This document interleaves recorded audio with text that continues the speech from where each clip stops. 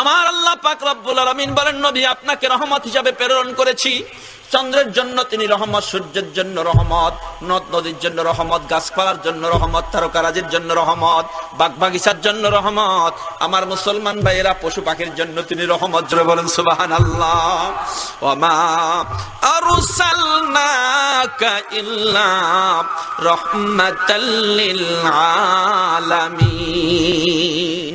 এতিমের জন্য রহমত, গরিবের জন্য রহমত, তারপরে নামাজির জন্য রহমত, বেনামাজির জন্য রহমত। তার কারণ হলো আমার আল্লাহ পাক রব্বুল আলামিন মুহাম্মদ রাসূলুল্লাহর উসিলা এই জমিনের মধ্যে রিজিকের দস্তরখান আম করে দিয়েছেন। কেমন আম করে দিয়েছেন? নামাজ পড়লেও খাইতে পারে, ঈমান রাখলেও খাইতে পারে, বেঈমান হলেও খাইতে পারে। নামাজ পড়লেও খাওয়া যায়, নামাজ না পড়লেও খাওয়া যায়। খানার কথা অর্থাৎ নামাজ পড়লেও খানা হাজির, না পড়লেও খানা হাজির। কাফের কো আল্লাহ পাক খানা দিচ্ছেন, বেঈমানকেও খানা দিচ্ছেন, আল্লাহ বিদ্বেষীকে খানা দিচ্ছেন, সুদখোরকেও খানা দিতেছেন, মদখোরকেও খানা দিচ্ছেন, যারা আল্লাহকে গালি দেয় তাদেরকেও খানা দিচ্ছেন। হুমায়ুন কবিরেরও খানা চলতেছে, কবি শামসুর রহমানেরও খানা চলতেছে। নাফরমান নাস্তিক সবগুলার খানা আল্লাহ পাক রব্বুল আলামিন দিচ্ছেন। তার মানে এরা যে বেয়াদবিগিরি করেছে, সেই বেয়াদবির শাস্তিগুলি আল্লাহ পাক রব্বুল আলামিন দুনিয়াতে না দিয়া আখিরাতে দিবেন। তার কারণ দুনিয়ার শাস্তিগুলি মুহাম্মদ রাসূলুল্লাহর রহমতের উসিলা আল্লাহ পাক রব্বুল আলামিন মাফ করে দিয়েছেন। এই জন্য আল্লাহ পাক বলেন, ওয়া মা আরসালনাকা ইল্লা রাহমাতাল লিল আলামিন। তার দৃষ্টান্ত হলো আমার ভাইয়েরা, বিশ্বনবী যে পৃথিবীর জন্য, মানুষের জন্য রহমত হিসাবে এসেছেন।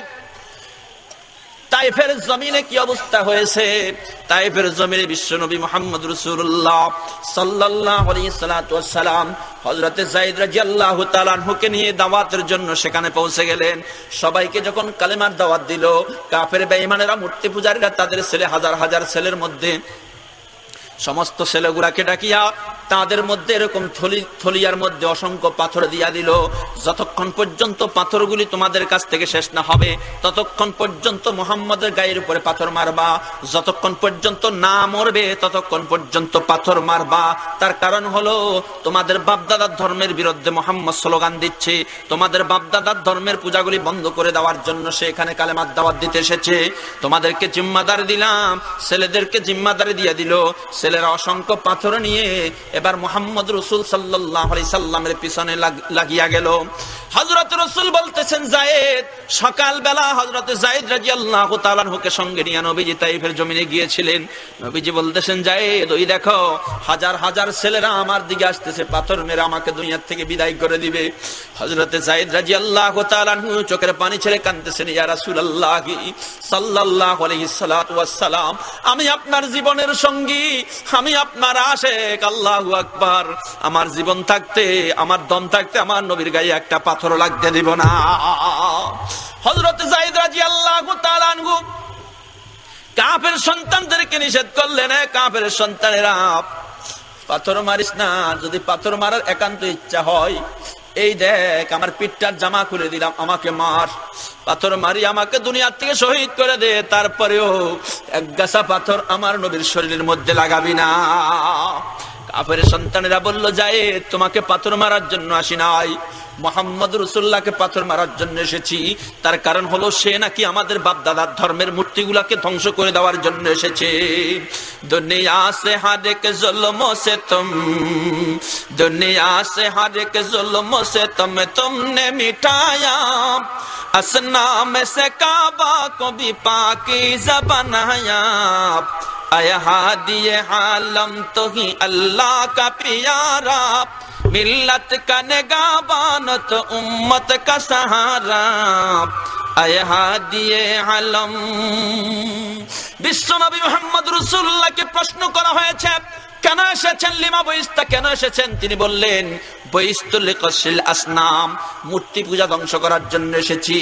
মুহাম্মদ সাল্লাল্লাহু আলাইহি সাল্লাম প্রথম মক্কার দিনে 360টি মূর্তি ভেঙ্গে চুরমার করে খোদার ঘরকে পবিত্র করে দিলেন। বাপদাদার ধর্মকে তোমার নবী ধ্বংস করার জন্য এসেছে। যেই ব্যক্তি বাপদাদার ধর্মকে ধ্বংস করার জন্য এসেছে সেই ব্যক্তিকে এই জমিনের মধ্যে আর রাখা যায় না। সেই জন্য নবীজির উপর তারা চওড়া হয়ে গেল, এমন ভাবে চওড়া হয়ে গেল নবী মুহাম্মদ সাল্লাল্লাহু আলাইহি সাল্লাতু ওয়াস সালামকে পাথর মারবে। সেই জন্য হযরত যায়েদ রাদিয়াল্লাহু তাআলা আনহু অনুরোধ করার পরেও তারা মানতেছে না, খেপে গিয়েছে যায়েদ, তোমাকে পাথর মারতে আসি নাই, মুহাম্মদকে পাথর মারার জন্য এসেছি। যতই অনুরোধ করা হলো এরা অনুরোধ মানল না। আল্লাহর নবী মুহাম্মদ সাল্লাল্লাহু আলাইহি সাল্লাম চোখ থেকে পানি পড়তেছে, যায়েদ এরা আমাকে পাথরের সাহায্যে দুনিয়া থেকে বিদায় করতে এসেছে। হযরত যায়েদ রাদিয়াল্লাহু তাআলা আনহু বিশ্ব নবী, আল্লাহু আকবার, বিশ্ব নবীর আশিক যায়েদ রাদিয়াল্লাহু তাআলা আনহু নবীজিকে একেবারে কোলের মধ্যে জড়াইয়া নিলেন। কোলের মধ্যে জড়াইয়া ধরিয়া এমন ভাবে নবীজিকে ঢাকিয়া রাখলেন এবং এমন ভাবে নিজের পিঠটাকে কাফেরদের ছেলের দিকে দিয়ে দিলেন, তোরা পাথর মার, আমার নবীর গায়ে মারিস না। যতগুলি পাথর যায়েদের গায়ে এসে লাগতেছে সমস্ত পাথরগুলি যায়েদের পিঠের উপরে লাগতেছে।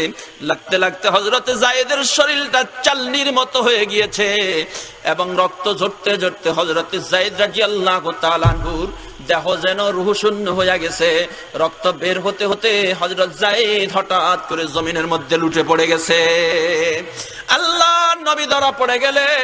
এবার পাথর এসে নবীজির গায়ে পড়তে শুরু করে দিয়েছে।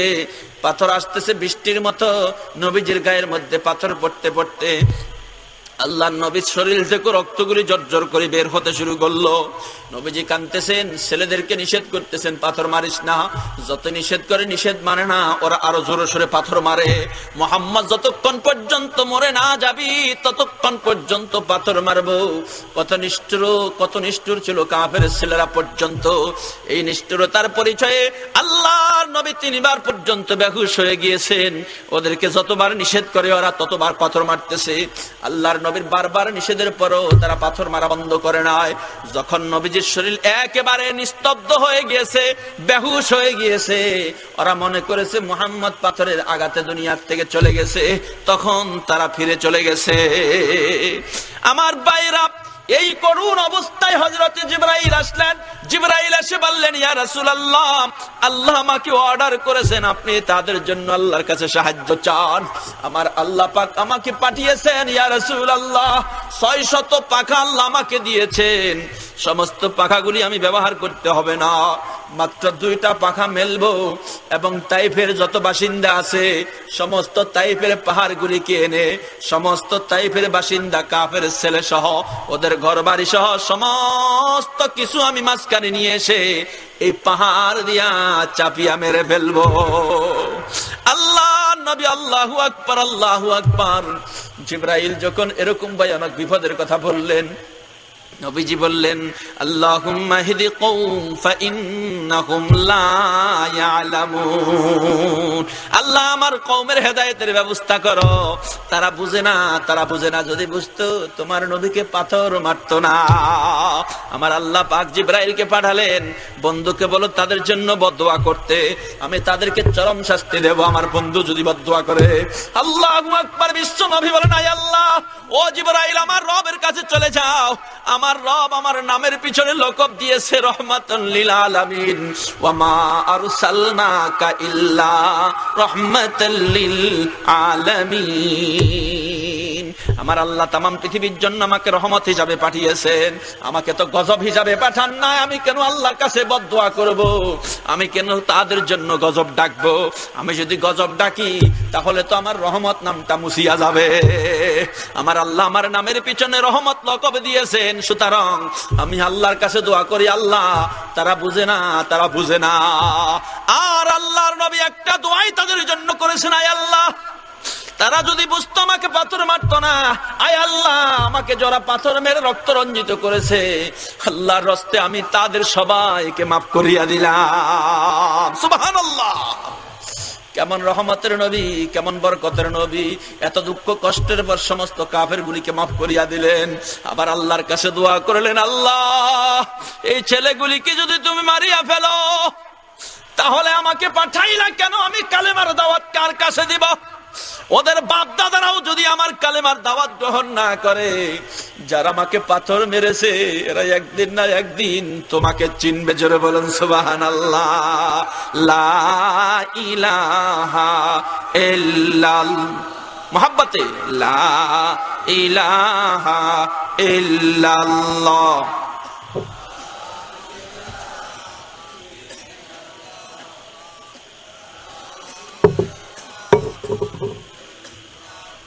লা ইলাহা ইল্লাল্লাহ, লা ইলাহা ইল্লাল্লাহ।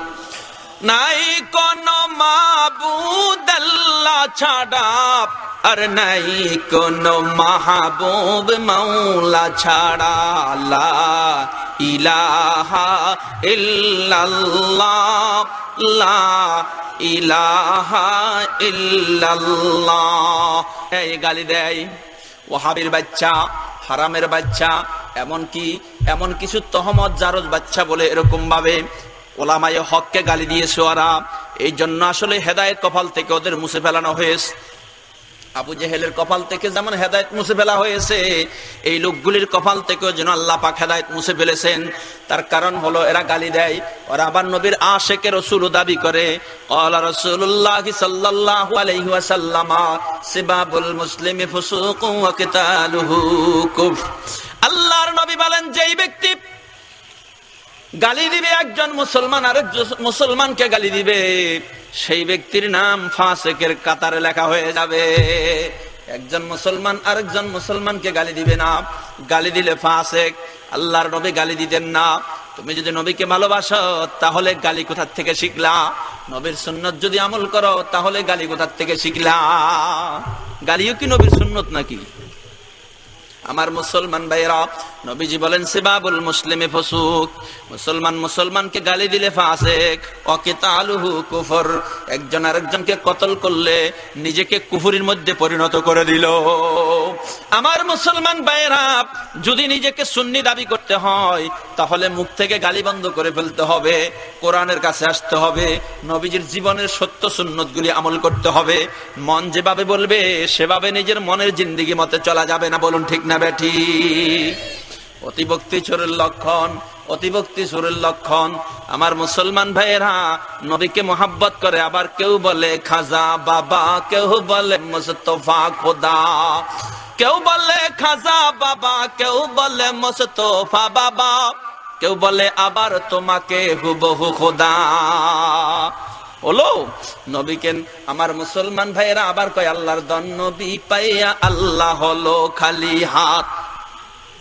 আল্লাহর দন নবী পাইয়া আল্লাহ হলো খালি হাত, নবীর দন খাজা পাইয়া নবী হইল খালি হাত। রাখতে জানলে হয় না কাঙ্গাল, বাবারে তোর দরবারে টুনটুনা টুন। এটা তো আছেই। গাজা খাওনি আছে, মদ খাওনি আছে, আবার বলে দয়াল বাবা গাজা খাবা তুমি গাজার কারিগর, গাজা বসাইয়া দামর কলকির ভিতর বাবারে। কোথায়? বাবা যারে দয়া করে আউলিয়া বানাইতে পারে। এ দুষ্ট লোকেরা বাবা বুঝে আউলিয়া বানাইতে পারে। ওলি বানাবার মালিক হলেন আল্লাহ, ওলি বানাবার মালিক হলেন আল্লাহ, বুজুর্গ বানাবার মালিক হলেন আল্লাহ। কোন বাবা কাউকে ওলি বানাইতে পারবে না, কোন বাবা কার জন্য জান্নাতের ব্যবস্থাও করতে পারবে না। ওরা কয় বাবার কাছে মুরিদ হলে নামাজ লাগবে না, মারফত হাসিল করতে পারলে মুখস্থ নামাজ পড়া যাবে, সেজদা প্রকাশ্যে করা দরকার নাই। দিলের নামাজ আসল নামাজ, জাহিরি নামাজ ছেড়ে দাও। দিলের পর্দা আসল পর্দা, উপরের পর্দা খুলে দাও। দিলের বাতি আসল বাতি, আসল বাতি নিভাই দাও। আমার ভাইয়েরা, কত মাজারের মধ্যে বাতির মাধ্যমে ওরা যখন উরুস শুরু করতে ঢোলের তালে তালে এরা তখন বলতে থাকে আসল বাতি, দিলের বাতি আসল বাতি। আসল বাতি নিবাই দাও। বাতি নিবাই দিলে কি করবা ভালো করে বুঝো।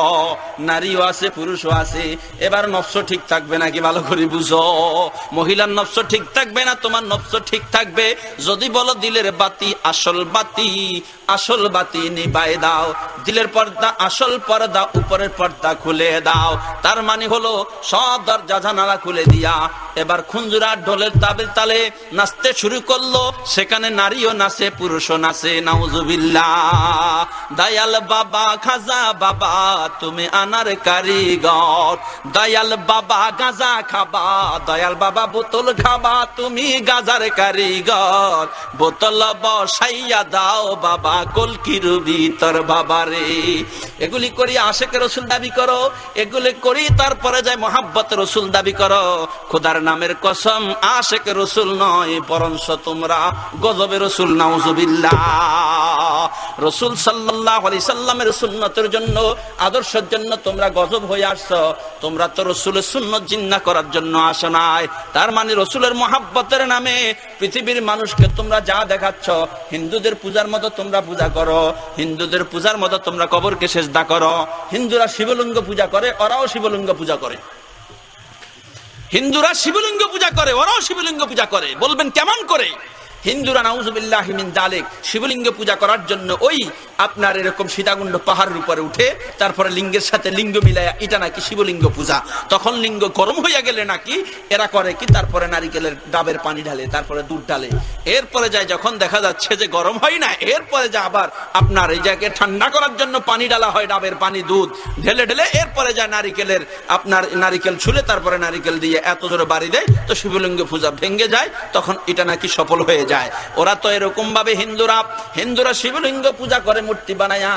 আর ওরা খাজা বাবা যখন ল্যাংটা হইয়া যায়, নাউজুবিল্লাহ, মহিলা পুরুষ এসে তাদের লিঙ্গের মধ্যে চুমা দেয়, নাউজুবিল্লাহ। আবার কয় দয়াল বাবা খাজা বাবা তুমি গাজার কারিগর, গাজা বসাইয়া দমর কলকির ভিতর। আমার মুসলমান ভাইরা, এই দুরবস্থা অতিভক্তি চোরের লক্ষণ। কেমন চোরের লক্ষণ?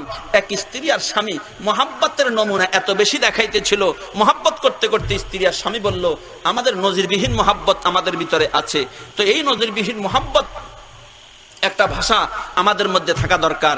তুমি একটা নাম ধরে আমাকে ডাকবে আর আমি তোমাকে একটা নাম ধরে ডাকবো। তখন উভয় পরামর্শ করলো কি নাম ধরে ডাকা যায়, যেহেতু আমাদের মধ্যে মোহাব্বত অনেক বেশি। তো মোহাব্বতের ভাষা তারা খুঁজতে খুঁজতে খুঁজতে খুঁজতে এক পর্যায়ে দুজন বসে ভাষা খুঁজতেছিল যে ছোটবেলা আদর করে আমাদের আম্মার আব্বা আমাদেরকে আম্মু আর আব্বু বলে ডাকতো, এটাই হলো প্রিয় ভাষা, এটাই হলো মোহাব্বতের ভাষা। এই মোহাব্বতের ভাষা যেহেতু ছোটকালে আব্বা আম্মার কাছে প্রিয় ছিল, সুতরাং আমি আর তুমি একে অপরকে এত ভালোবাসি, এত মোহাব্বত করি। ছোটকালের মোহাব্বতের ভাষাটা আমরা যদি এই জায়গার মধ্যে লাগাইয়া দেই, আজকের থেকে স্বামীকে বললো স্বামী তুমি আমাকে আম্মু ডাকবে আর আমি তোমাকে আব্বু ডাকবো, হলো অতিভক্তি শুরুর লক্ষণ। স্বামীকে বাপ ডাকবে, স্বামী তাকে মা ডাকবে। কি হলো অবস্থাটা বুঝতে পারছেন? আহা, আশিকের রাসূল কেউ বলে খাজা বাবা, কেউ বলে মুস্তাফা নবী, আবার কেউ বলে তোমাকে হুবহু খোদা। বাবাকে কখনো নবী বানাইলো, আবার কখনো নবীকে খোদা বানাইলো। বাবাকে কখনো নবী বানাইলো, আবার কখনো বাবাকে খোদা বানাইলো। নাউজুবিল্লাহ। এটাই আল্লাহ, এটাই নবী, এটাই খাজা, এটাই নবী, এটাই হলো আল্লাহু। নাউজুবিল্লাহ। এটাই হলো বাবা জান, এটাই হলো নবী জান, এটাই হলো আল্লাহু। বাবা আল্লাহু, আল্লাহু, আল্লাহু। কি অবস্থাটা কি? আহ, খিচুড়ির ডাক রানতে রানতে কি হলো অবস্থা? গরু আনলো, অনেক গরু, মহিষ আনলো। রাত 12টা 1টা বেজে গেছে। গরুর গোস্তর ঘেরানে কুত্তা পাগল হয়ে গেছে। গোস্তর ঘেরানে কুকুর পাগল হইয়া দৌড়াদৌড়ি করতেছে। কিরে রাত 12টা 1টা বেজে গেছে, এখনো গোস্ত দেয় না, খালি ঘেরান শুনতেছি। আরে গোস্ত না দুকে একটু হাড্ডি হইলো তো দিবে। গরুর গোস্ত যদিও খায় না, কিন্তু হাড্ডির পাগল। কথা বুঝেন ভাই? তো হাড্ডি তালাশ করতে করতে এক পর্যায়ে কুত্তা যখন এরকম ড্যাগের কাছাকাছি চলে গেছে, খাদেম ক্ষুব্ধ হইয়া তারপরে যেটা দিয়া লারে সেটা নিয়ে দিছে দৌড়ান। এক দৌড়ানে কুত্তা কি করছে, উপায়ান্তর না দেখিয়া, পথ না দেখিয়া কুত্তা লাফ দিয়া পড়েছে বিশাল ড্যাগের ভিতরে। ড্যাগের ভিতরে পড়ে খিচুড়ির ভিতরে গোসল করতে শুরু করে দিয়েছে। শেষ পর্যন্ত যাই হোক এরা দেখলো যে মানুষও তো দেখা ফেলাইছে, যখন এই কুত্তা ডুবা জিনিসগুলা তো মানুষ আর খাইতে পারবে না, অবস্থাটা কি? এবার ঢোল তবলা হারমোনি নিয়া গাজা খরগোল চতুর্দিকে এবার পূজা শুরু করে দিয়েছে। কি পূজা করতে পারেন? কাইয়া বদলাইছে বাবা, কাইয়া বদলাইছে, সুরুত পাল্টাইছে বাবা, সুরুত পাল্টাইছে, কুত্তা হইয়া বাবা আমার ড্যাগে পইরাছে, বাবা কাইয়া বদলাইছে। অতিভক্তি সুর লক্ষণ। বাবারে কখনো আউলিয়া, কখনো দরবেশ, কখনো পীর, কখনো নবী, কখনো আল্লাহ, আবার কখনো বানালো কুত্তা। চেহারা পাল্টাইছে বাবা কাইয়া বদলাইছে, কুত্তা হইয়া বাবা আমার ড্যাগে পইরাছে। বাবা যদি ড্যাগে কুত্তা হইয়া পরে তো মানুষের খিচুড়ি গুলা খাবে, আর এটাই হলো বরকত, এটাই হলো রহমত। নাউজুবিল্লাহ মিন যালিক। কিছু লোক আছে মাইজবান্ডারের মধ্যে পড়ে থাকে। আমরা নানুপুর, আমি পড়াইছি 4 বছর, তো সেখানে আমরা আসা যাওয়ার মধ্যে দেখতাম যে মানে চুলের জট, দাড়ির জট, অনেক জট, আর জটই হলো কেরামত, যতই হলো মারেফত। যতক্ষণ জট না আসবে ততক্ষণ মারেফত হাসিল হবে না। তো এটা হাসিল করা বড় সহজ। মাথার মধ্যে, চুলের মধ্যে, তারপরে দাড়ির মধ্যে ভালো করে নারিকেল তেল আর সয়াবিন তেল ভালো করে এরকম মিশাইয়া, সরিষার তেল মিশাইয়া শরীরের মধ্যে দিয়া, তারপরে রাস্তার মধ্যে ময়লা আবর্জনার মধ্যে গড়াগড়ি খায়। গড়াগড়ি খাইতে খাইতে ময়লা আবর্জনা স্তূপ বান দিয়া এরপরে যায় চুলের মধ্যে জট পড়তে থাকে। তো জট পড়তে পড়তে এক পর্যায়ে দুর্গন্ধ, কাপড়ের সফরে পায়খানা প্রস্রাবের দুর্গন্ধে তার কাছে যাওয়া যায় না, এত দুর্গন্ধ।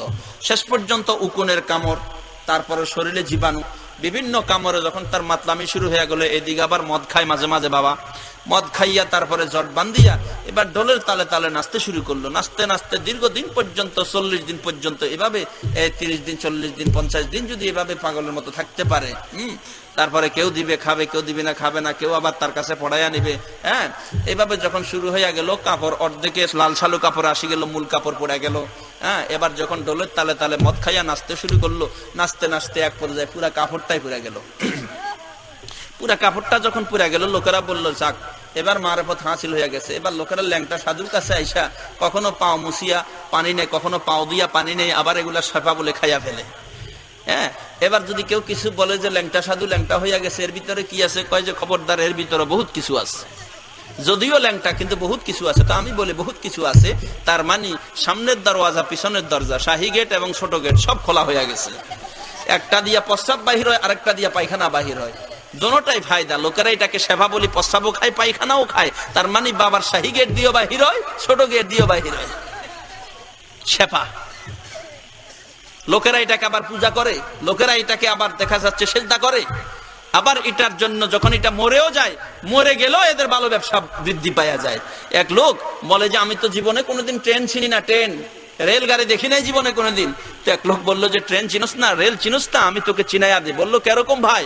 বললো যে কমলাপুর রেল স্টেশনে যাইবে, আর সেখানে গিয়া দেখবা যদি মানে রেল কাকে বলে সেটার পরিচয় হলো নিচের দিকে পানি পড়বে, উপরের দিকে ধোঁয়া উঠবে, এটাই হলো ট্রেনের পরিচয়।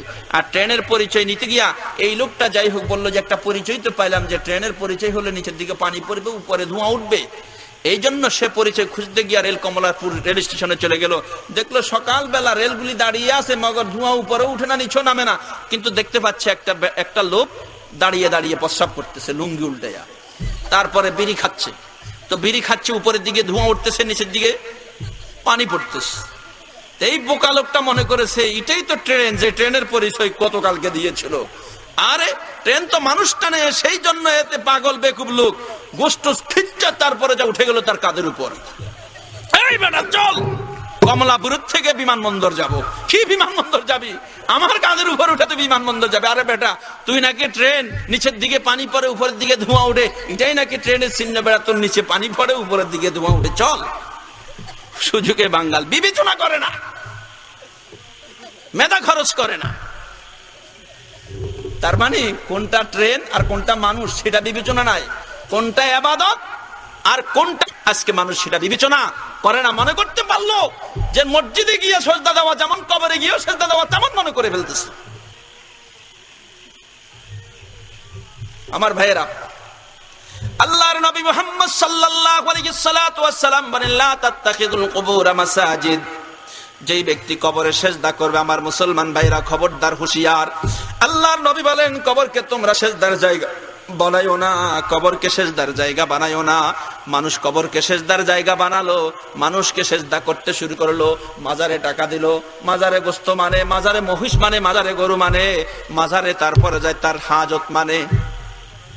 আমার ভাইয়েরা, যেই ব্যক্তি মাজারের মধ্যে টাকা মান্যত করবে, কোন পশু মান্যত করবে, সেই পশুর গোস্ত তার জন্য হারাম। কোন পশু আল্লাহর নাম ব্যতীত কারোর জন্য জবাই করলে সেই পশুর গোস্ত হারাম হয়ে যায়।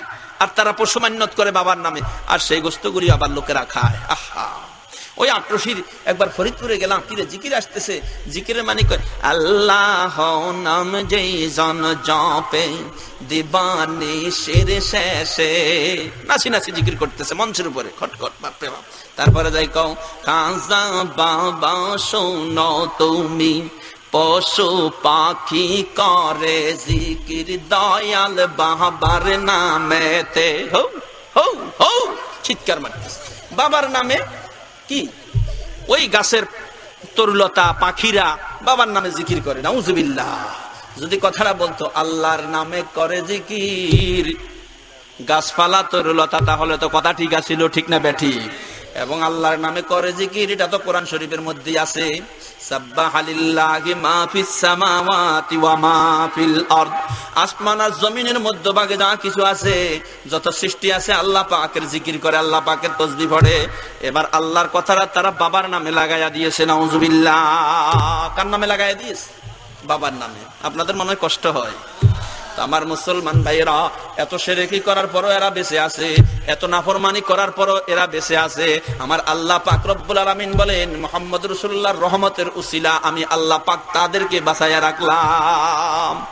আমার ভাইয়েরা, আল্লাহর ইবাদত করলেও খাওয়া যায়, আল্লাহকে গালি দিলেও খাওয়া যায়। আমার আল্লাহ পাক বলেন হাসরের ময়দানে বিচার, দুনিয়াতে নবী মুহাম্মদ রাসূলুল্লাহর রহমতের উসিলা সব মানিয়া নেওয়া হয়। আল্লাহকে গালি দিয়েও দস্তরখানার মধ্যে বসিয়া যায়, আল্লাহকে মন্দ বলেও তো আল্লাহর নিয়ামত ভক্ষণ করে। জোরে বলুন ঠিক না বেঠিক? আমার আল্লাহ পাক বলেন ফালিয়ানজুরিল ইনসান ইলা তুআমিহি আন্না সাবাবনাল মাআ সাব্বা। মানুষের উচিত খাদ্যের দিকে নজর করা, প্লেটের মধ্যে খাদ্যগুলি কোথা থেকে আসলো। আন্না সাবাবনাল মাআ সাব্বা, আল্লাহ পাক আশ্চর্য উপায়ে কেমন করে আসমান থেকে পানি বর্ষণ করলো, একটু তো তোরা চিন্তা করলি না? ভূমণ্ডলের পানি যদি শুকায়া যায়, পানি তো পাওয়া যাবে না। শুকায়া যদি যায় সেটা ভূমণ্ডলের পানি, তোটনির দ্বারা সেটা সে পানি কে দিবে আনি। নবীজির রহমতের উসিলা জমিনের মধ্যে পানির উর্বরতা, তারপরে জমিনের উর্বরতা। আল্লাহু আকবার। আমার মুসলমান ভাইয়েরা, খাদ্য আছে, সুন্দর সুন্দর রকমারি আইটেমের খাদ্য আছে। নবীজির বরকতের উসিলা, রহমতের উসিলা আল্লাহ পাক রব্বুল আলামিন এই জমিনের মধ্যে আল্লাহ পাক রব্বুল আলামিন রিজিকের দস্তরখানটা আম করে দিয়েছে। আল্লাহকে গালি দিলেও খেতে পারে, মন্দ বললেও খেতে পারে, নামাজ পড়লেও খেতে পারে। সেই জন্য বলতেছিলাম মুহাম্মদ সাল্লাল্লাহু আলাইহি ওয়াসাল্লাম কাফেরের জন্য রহমত, মুসলমানের জন্য রহমত, জঙ্গলি উটের জন্য রহমত, জঙ্গলের পশু পাখির জন্য রহমত। সুবহানাল্লাহ। একজন সাহাবী জঙ্গল থেকে একটা পাখির বাচ্চা ধরে নিয়ে এসেছে, আর পাখির বাচ্চার মা শুধু মাথার উপর দিয়া চু মারতেছে। কেউ মকসুদটা বুঝতে পারলো না, তার চাদরের তলে এই পাখিটাকে বাচ্চাটাকে গুজায়া নিয়েছে। সাহাবীরা বুঝতে পারে নাই, কিন্তু বিশ্বনবীর দরবারে, মুহাম্মদ সাল্লাল্লাহু আলাইহি ওয়াসাল্লামের দরবারে পাখি জবান খুলে বলতেছে, হুজুর আমার আদরের বাচ্চাটা বাসার ভিতর থেকে আপনার সাহাবী বের করে নিয়ে এসেছে, সেই জন্য কলিজার বেদনায় আমি আমার বাচ্চাটাকে নিতে এসেছি। হুজুর বলেন, সাহাবী রে, যেখান থেকে যে বাসার থেকে বাচ্চাটা আনলা সেই বাসার মধ্যে রেখে আসো, যাতে করে তার মার কলিজায় সান্ত্বনা পায়। সুবহানাল্লাহ। আমার ভাইয়েরা, এক ইহুদি জঙ্গলার ভিতরে হরিণ শিকার করার জন্য চলে গিয়েছে। আল্লাহু আকবার। রহমতের নবীর কেমন আদর্শ, কেমন বরকত দিয়ে আল্লাহ পাক জমিনের মধ্যে প্রেরণ করেছে। এতিমের জন্য রহমত, গরিবের জন্য রহমত, কাফের বেঈমানের জন্য রহমত, আবার জঙ্গলার পশুর জন্য তিনি রহমত। কতক্ষণ বয়ান করবো, কেউ কিছু বলেও না, কিয়া করতাম। আবার মুসলমান ভাইরা, বিশ্ব নবী মুহাম্মদ সাল্লাল্লাহু আলাইহি ওয়াসাল্লাম কেমন আদর্শের নবী, কেমন চরিত্রের নবী। শুধু মানুষের জন্য রহমত, কাফেরের জন্য জন্য রহমত সেটা নয়, গাছপালা তরুলতার জন্য রহমত, জঙ্গলে উটের জন্য রহমত, এবং জঙ্গলের একটা হরিণের জন্য কেমন রহমত। একটা হরিণের জন্য রহমত নয়, সমস্ত হরিণের জন্য রহমত, গরু গাদার জন্য রহমত। সুবহানাল্লাহ। গরুর ক্ষুধা লাগতো, মালিক খানা না দিলে আল্লাহর নবীর কাছে বিচার দায়ের করা হতো। হরিণের ক্ষুধা লেগেছে, ওটের ক্ষুধা লেগেছে, নবীজির কাছে অভিযোগ করেছেন। সুবহানাল্লাহ। ইয়া রাসূলুল্লাহ, বাড়ির মালিক আমাকে খাদ্য দেয় না ঠিক মতে। হুজুর বললেন, খবরদার খবরদার, বাড়ির মালিকেরা এরা কথা বলতে জানে না, অভিযোগ করতে জানে না, এদের খাদ্য যত্নের ব্যাপারে তোমরা হুঁশিয়ার থাকিও। সুবহানাল্লাহ। আমার মুসলমান ভাইয়েরা, এক ইহুদি জঙ্গল থেকে হরিণ শিকার করে এনেছে। হরিণ শিকার করে এনে নিজের বাড়ি দরওয়াজার সঙ্গে এরকম একটা গাছের সঙ্গে হরিণটাকে বেঁধে রেখে দিয়েছে। এই হরিণটা বাঁধা পড়ে গিয়েছে, কিন্তু এই হরিণের 2টি বাচ্চা প্রসব করেছিল। এই বাচ্চাগুলি জঙ্গলের ভিতরে মার কাছে দুধ পান করত, তারপরে আরামে শুয়ে থাকতো। কিন্তু যখন মানুষের হামলার শিকার হলো, ইহুদির হামলার শিকার হলো, মা বাচ্চাগুলিকে গোপনে রেখে তারপরে পালাইতে চেষ্টা করলো, কিন্তু এই দুশমন ইহুদির হাত থেকে পালাইতে পারলো না। শেষ পর্যন্ত এই দুশমন ইহুদির হাতের মধ্যে ধরা পড়ে গিয়েছে। এই দুশমন ইহুদি তার হরিণটাকে, তার শিকারীকে ধরে নিয়া এরপরে গাছের সঙ্গে বেঁধে রেখে দিয়েছে। গাছের সঙ্গে বাঁধিয়া ঘরের ভিতরে আছে, ঠিক মতে খানা দেয় না। তাদের একটা এরকম ভাবে রসুম আছে, জঙ্গলি হরিণ শিকার করলে পরে তারা বান্ধিয়া রাখবে এবং দীর্ঘদিন উপবাস থাকবে, ঠিক মতে খানা দেওয়া হবে না। পেটের খাদ্যগুলি, জঙ্গলের খাদ্যগুলি বের হইয়া যাবে, উপবাস থাকবে, তারপরে এটাকে জবাই করা হবে। সেই জন্য ইহুদি ঘরের সামনে এরকম ভাবে দরওয়াজার সামনে খুঁটির সঙ্গে হরিণটাকে বেঁধে রেখেছে। কিন্তু আজকে 3 দিন পর্যন্ত হরিণটাকে বেঁধে রেখেছে, কোনো খানা ঠিক মতে খানাও দেয় না, আবার জবাইও করে না, আবার ছেড়েও দেয় না। আমার নবী, আপনার নবী রহমাতুল লিল আলামিন, আল্লাহু আকবার, ইসলামের দাওয়াত দেওয়ার জন্য, কালেমার দাওয়াত দেওয়ার জন্য সেখান দিয়া বের হইয়া ওই দরজা দিয়ে হাঁটতে শুরু করলেন, রাস্তা দিয়ে হাঁটতে শুরু করলেন। নবী আলাইহিস সালাতু ওয়াস সালাম যাচ্ছেন, এই অবস্থায় জঙ্গলি হরিণ চোখের পানি ছেড়ে দিয়া কাঁদতে শুরু করেছেন। নবীজিকে দেখার সঙ্গে সঙ্গে বলতে শুরু করলেন, আসসালাতু আসসালামু আলাইকা ইয়া রাসূলুল্লাহ। আল্লাহু আকবার। জঙ্গলি হরিণের জবান খুলে গেল, আমার নবীকে সালাম পৌঁছালো। সঙ্গে সঙ্গে হরিণের চোখের থেকে পানি পড়তেছে টপ টপ করে। হরিণে সালাম দিলা, চোখ থেকে পানি কেন পড়তেছে? আল্লাহু আকবার। হরিণ শুধু জবান চোখ থেকে পানি ছাড়ে না, আল্লাহু আকবার। নবীজিকে সালাম দিয়েছেন। এবার নবীজি অভিযোগ করলেন, জিজ্ঞাসা করলেন, তোমার অভিযোগ কি? তোমার মনের মধ্যে এত পেরেশানি কেন? চোখ থেকে পানি পড়তেছে কেন? সঙ্গে সঙ্গে হরিণ বলল, ইয়া রাসূলুল্লাহি সাল্লাল্লাহু আলাইহি ওয়াস সালাম, অন্তর মধ্যে বড় যন্ত্রণা, সেই জন্য এই যন্ত্রণা সহ্য করতে না পেরে আমার চোখ থেকে জর্জর করে পানি পড়তেছে। ইয়া রাসূলুল্লাহি, রহমতের নবী ছাড়া এই যন্ত্রণা লাঘব করার মানুষ পৃথিবীতে নাই। সুবহানাল্লাহ। ও নবী মে রহমত লকব পানে वाला मुरादे गरीबों का बरलाने वाला। रहमतेर नबी विश्व नबी मुहम्मद সাল্লাল্লাহু আলাইহি সাল্লাতু ওয়াসসালাম কে হরিণ অভিযোগ করলো, ইয়া রাসূলুল্লাহ সাল্লাল্লাহু আলাইহি সাল্লাতু ওয়াসসালাম, এই মনের পেরেশানি অভিযোগ মুহাম্মদ সাল্লাল্লাহু আলাইহি সাল্লাম রহমতের নবীর কাছে ছাড়া আর কারো কাছে সান্তনার বাণী পাওয়া যাবে না। সেই জন্য আল্লাহর নবী আপনি আমার পাশ দিয়া যাচ্ছেন, আমি বড় খুশি হইয়া গেলাম। ইয়া রাসূলুল্লাহ, আমার মনে বড় যন্ত্রণা, মনে বড় পেরেশানি। হুজুর বললেন, হরিণ রে, তোমার আবার পেরেশানি কি? তুমি জঙ্গলার ভিতরে থাকবে, খাওয়া দাওয়া করবে, এই তো তোমার আর দুনিয়াটাই শেষ। এই দুনিয়ার থেকে চলে যাবে, তোমার জন্য আর কোনো কষ্টের জায়গা নাই। হরিণ, তোমার মনে তো সান্ত্বনা থাকার কথা। ইয়া রাসূলুল্লাহ, দুনিয়ার সামান্য জিন্দেগির পেরেশানি পর্যন্ত সহ্য করতে পারি না। হুজুর বললেন, কেন সহ্য করতে পারো না? ইয়া রাসূলুল্লাহ সাল্লাল্লাহু আলাইহি ওয়াসাল্লাম, আজ থেকে 3 দিন পূর্বে এই বাড়ির মালিক জালিম ইহুদি আমাকে ধরে নিয়ে এসেছে। জালিম ইহুদির হাতে ধরা পড়ে গিয়েছি। আজকে 3 দিন পর্যন্ত পর্যন্ত গলার মধ্যে রশি লাগায়া খুঁটির সঙ্গে আমাকে বেঁধে রেখেছে হুজুর। আমি এমন একটা হরিণী, মাদি হরিণী, আমি প্রসব করেছি আজ থেকে 2 মাস 2.5 মাস পূর্বে। আমার 2টা দুধের বাচ্চা জঙ্গলার মধ্যে ফেলে রেখে এসেছি। ইয়া রাসূলুল্লাহ, আমার মন বলতেছে আমার বাচ্চাগুলি দুধের যন্ত্রণা ছটফট করতেছে, না হয় দুনিয়ার থেকে চলে গেছে। মা হারা বাচ্চাগুলি কেমন আছে আমার তো জানা নাই। ইয়া রাসূলুল্লাহ সাল্লাল্লাহু আলাইহি সাল্লাতু ওয়াসসালাম, আমার দুধের স্তনের মধ্যে এমন দুধ এসেছে, সেই দুধের যন্ত্রণা আমার বাটগুলি ফুলে গেছে, আমার কোমর ব্যথা হয়ে গিয়েছে। হুজুর, দুধের যন্ত্রণা কোমর ব্যথা হয়ে গিয়েছে, বরদাস্ত করতে পারি না, সহ্য করতে পারি না। ইয়া রাসূলুল্লাহ সাল্লাল্লাহু আলাইহি সাল্লাম, এমন এক জালিমের হাতে আমি ধরা পড়ে গেলাম, যেই জালিম এখন পর্যন্ত আমাকে ছেড়ে দেয় না। ইয়া রাসূলুল্লাহ সাল্লাল্লাহু আলাইহি সাল্লাতু ওয়াসসালাম, এই জালিম আমাকে ছেড়েও দেয় না এবং আমাকে জবাইও করে না, আবার আমাকে বেঁধে রেখেছে, আমাকে কোনো খাদ্য পর্যন্ত দেয় না। ইয়া রাসূলুল্লাহ, পেটের ক্ষুধার যন্ত্রণা সহ্য করতে পারি না, আমার পেটটা ক্ষুধার যন্ত্রণা পিঠের সঙ্গে লেগে গেছে।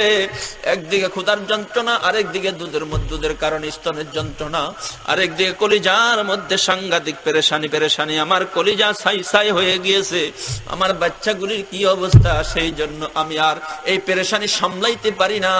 ইয়া রাসূলুল্লাহ, 3 দিন পর্যন্ত আমার বাচ্চাগুলি কেমন আছে, কি অবস্থায় আছে, দুধের বাচ্চা কেমন আছে, কি অবস্থায় আছে, হুজুর মেহেরবানি করিয়া যদি এই রশিটা একটু ছাড়িয়া দিতেন, আল্লাহর নামের কসম আমি জঙ্গলায় গিয়ে আমার বাচ্চাগুলিকে ডাক দিতাম, আমার বাচ্চাগুলি আমার আওয়াজ পাইয়া আমার কাছে চলে আসতো, আমার বাচ্চাগুলিকে জীবনের শেষবারের মতো এক নজর দেখিয়া বিদায় দিয়ে আসতাম। সুবহানাল্লাহ। ইয়া রাসূলুল্লাহ সাল্লাল্লাহু আলাইহি সাল্লাতু ওয়াসসালাম, হুজুর আল্লাহর নামের কসম আমি ওয়াদা দিলাম, আপনি আমার রশিটুকুন খুলে দিবেন আর একটু দাঁড়াবেন। আপনি থাকতে থাকতে আমি জঙ্গলের মধ্যে আমার বাচ্চাগুলাকে দেখিয়া দৌড়াইয়া তাড়াতাড়ি করে চলে আসবো। সুবহানাল্লাহ। আমার ভাইরা, হরিণের অভিযোগ শোনার সঙ্গে সঙ্গে দয়ার নবী, মায়ার সাগর, আল্লাহু আকবার, রহমতের সাগর আর তার কলিজার মধ্যে আল্লাহু আকবার মায়ার চোখ, আল্লাহর নবীর চোখ থেকে টপ টপ করে পানি পড়তে শুরু করলো। ইহুদির অনুমতির অপেক্ষা করলো না, হরিণের ওয়াদা নবীজি বিশ্বাস করলেন। আল্লাহু আকবার। বিশ্বাস করে নবীজি হরিণটাকে ছাড়িয়া দিয়া হরিণের গলার রশিটা নবীজি তার গলার মধ্যে লাগায়া নিলেন। সুবহানাল্লাহ। কেমন রহমতের নবী, আল্লাহু আকবার। ও দুনিয়ার মানুষ, একটু চিন্তা করো না কেমন রহমত আল্লাহ পাক রব্বুল আলামিন পৃথিবীতে প্রেরণ করেছেন। হরিণকে ছেড়ে দিয়া হরিণের গলার রশি নিজের গলার মধ্যে লাগায়া নিজে দাঁড়িয়ে আছেন হরিণ। আল্লাহু আকবার। দেখে মনে বড় পেরেশানি। ইয়া রাসূলুল্লাহ সাল্লাল্লাহু আলাইহি সাল্লাতু ওয়াসসালাম, আমি বেশি দেরি করব না, তাড়াতাড়ি বাচ্চাগুলিকে দেখে চলে আসব।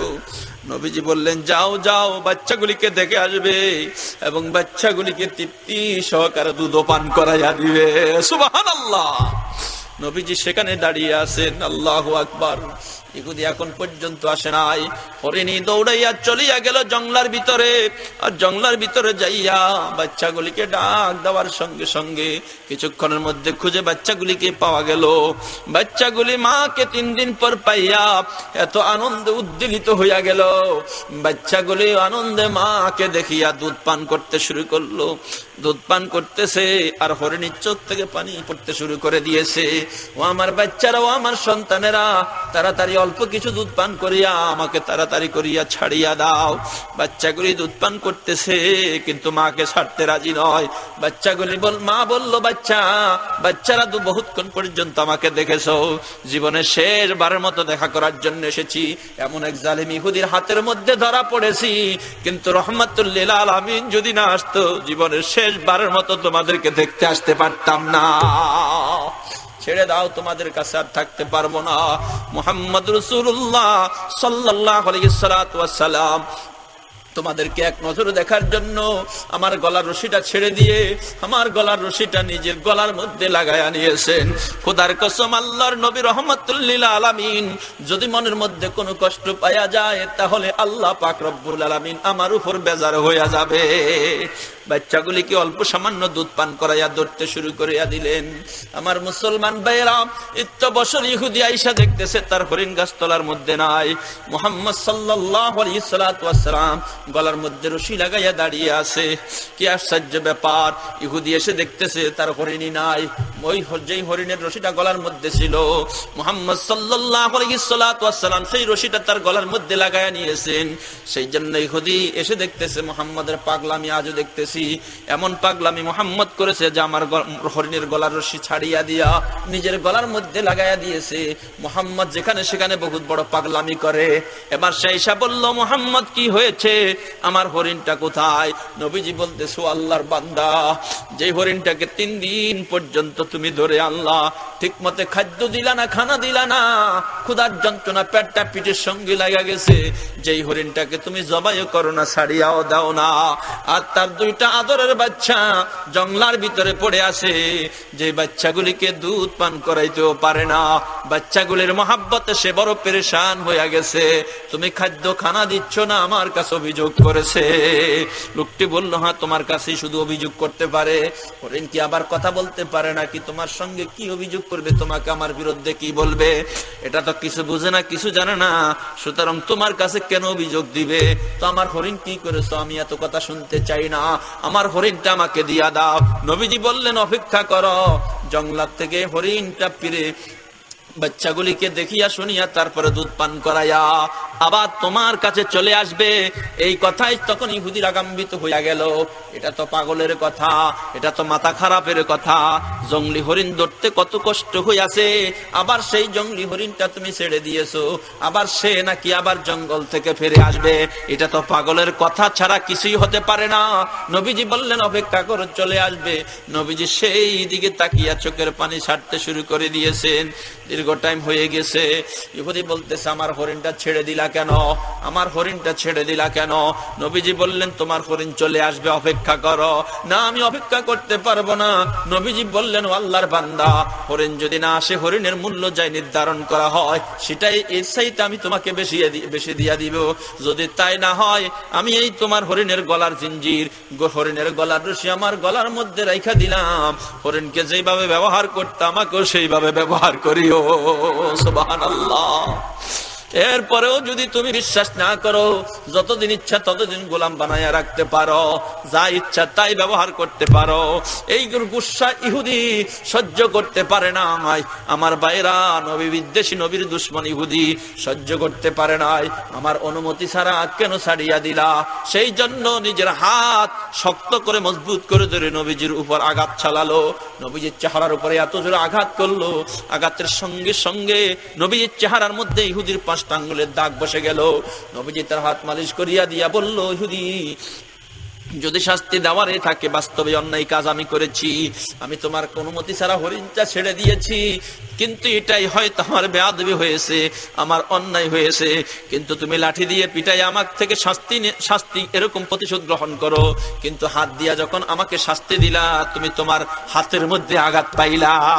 আল্লাহু আকবার। লোকটা বুঝতে পেরেছে এটা রহমতুল লিল আলামিন ছাড়া কেউ হবে না। যেই লোকটাকে হাত দিয়ে আঘাত করলাম, যেই লোকটার চেহারার মধ্যে আঘাতের চিহ্ন বসে গেল, নিজের ব্যথার জন্য নিজে পেরেশানি বোধ করলো না, আমার হাতে ব্যথা পেয়েছে কিনা সেই জন্য মালিশ করতে শুরু করে দিল।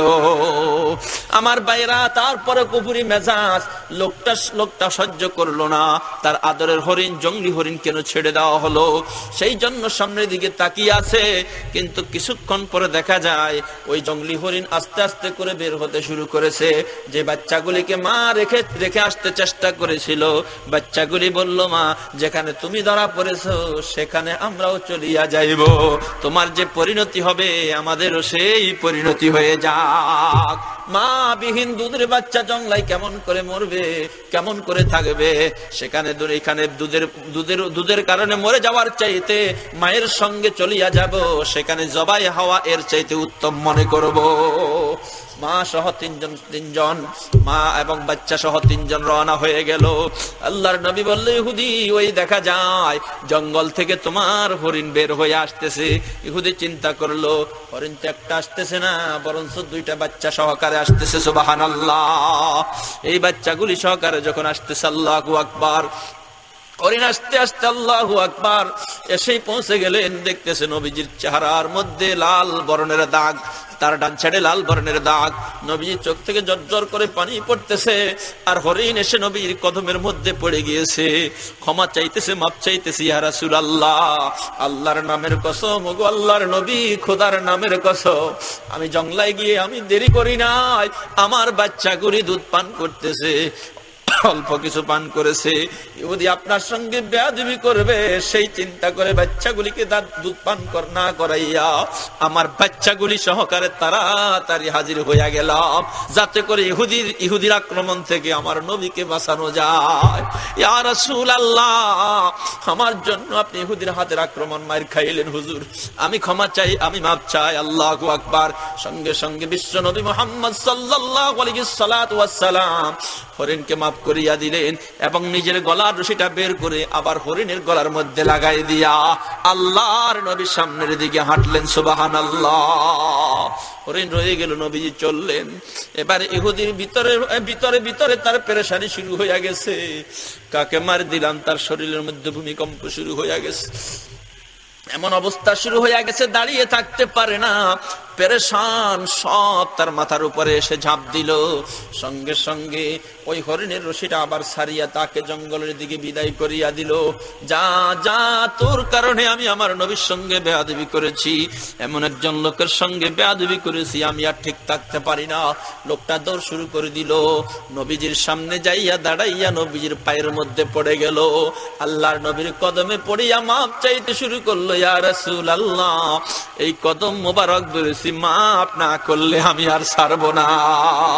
ইয়া রাসূলুল্লাহ, আমার জীবনে সবচাইতে চরম বেয়াদবি এটাই হয়েছে, আমার রাসূলকে আমি বেয়াদবি করেছি, আমি কষ্ট দিয়েছি।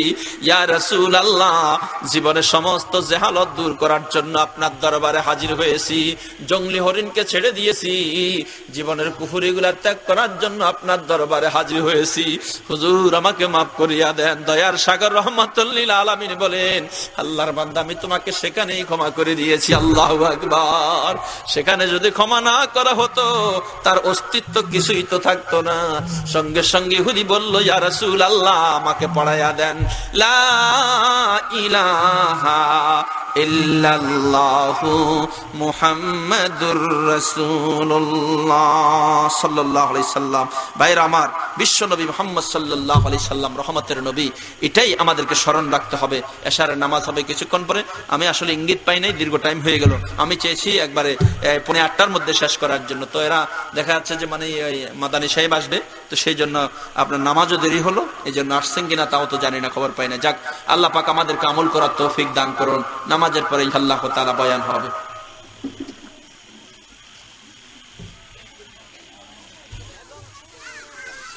أعوذ بالله من الشيطان الرجيم.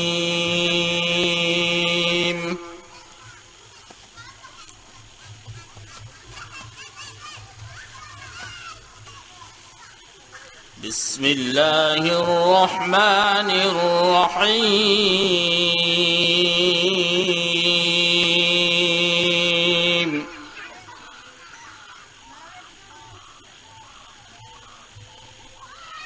إذا وقعت الواقعة ليس لوقعتها كاذبة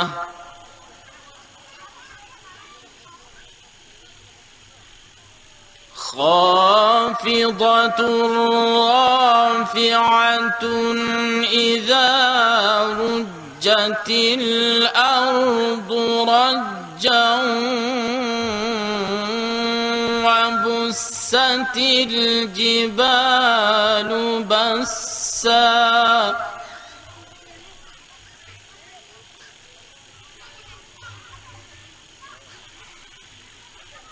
فكانت هباء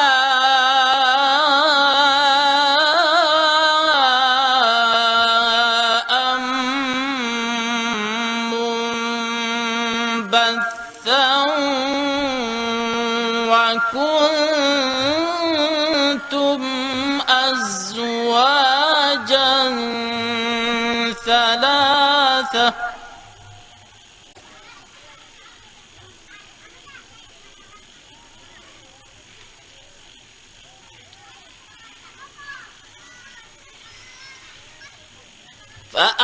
فأصحاب الميمنة ما أصحاب الميمنة وأصحاب المشأمة ما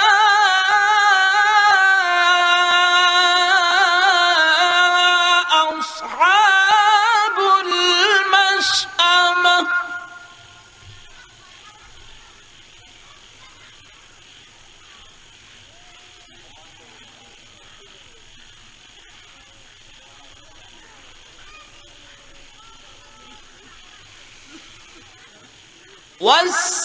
والسابقون السابقون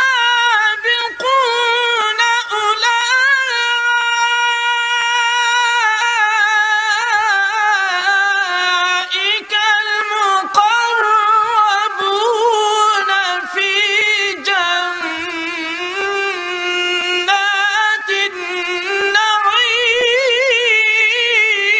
النعيم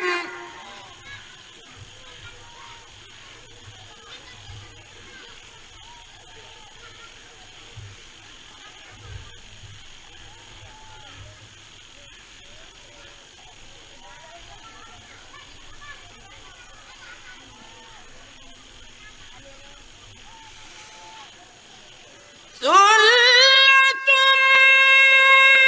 من الأولين وقليل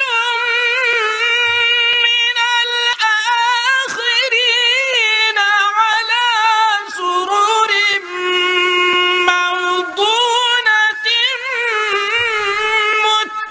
متكئين عليها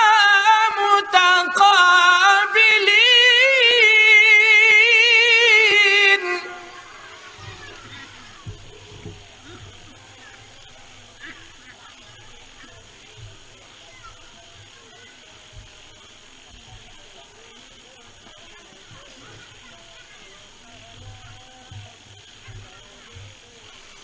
يطوف عليهم ولدان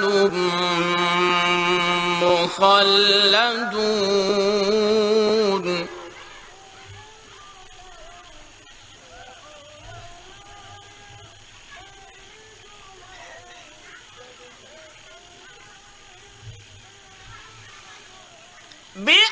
بأكواب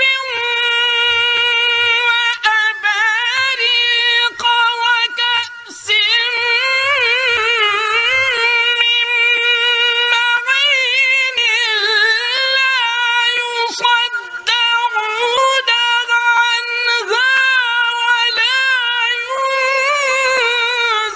ينزفون وفاكهة مما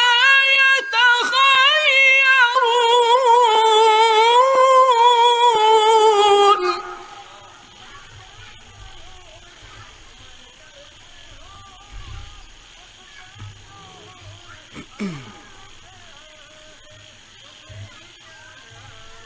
ولحم طير مما يشتهون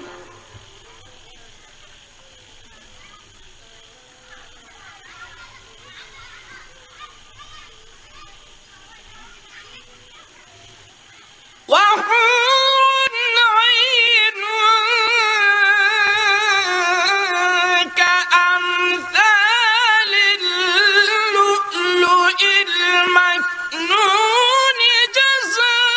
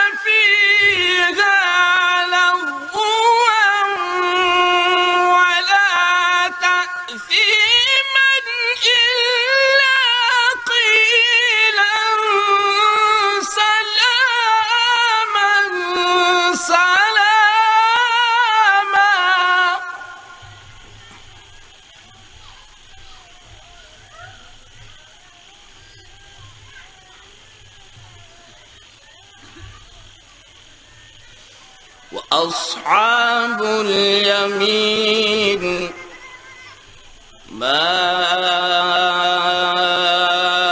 أصحاب اليمين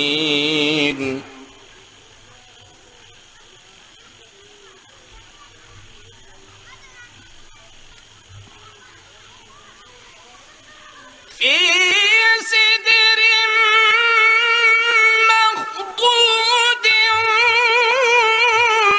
وطلح منضود وظل ممدود وماء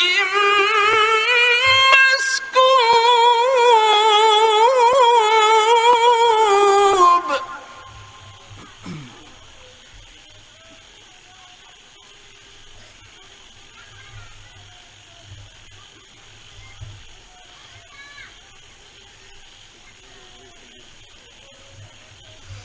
وفاكهة كثيرة لا مقطوعة ولا ممنوعة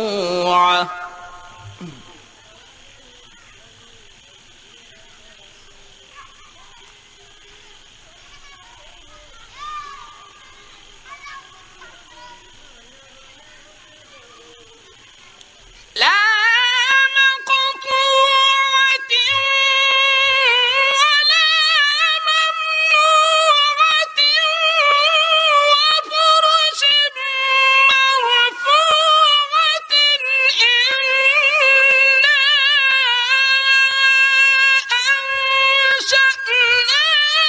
أنشأناهن إنشاء فجعلناهن أبكارا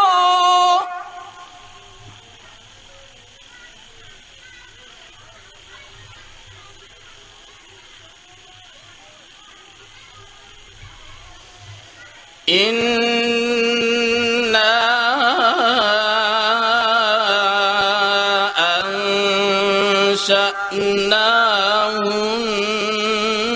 أنشأناهن إنشاء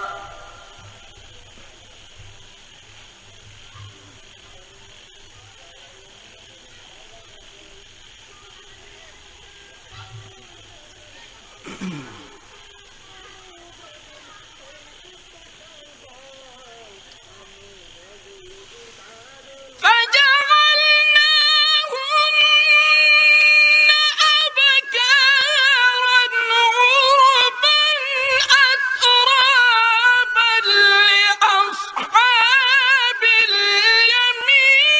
اليمين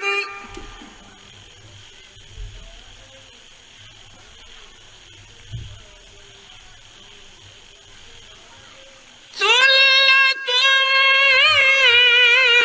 من الأولين وثلة من الآخرين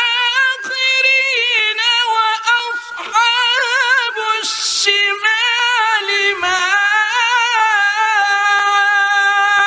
أصحاب الشمال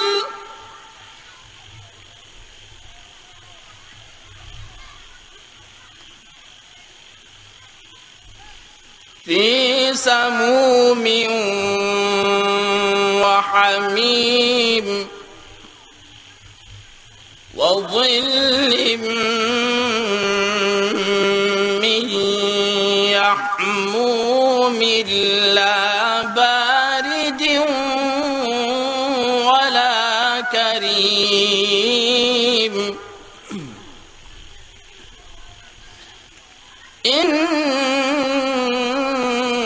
إنهم كانوا قبل ذلك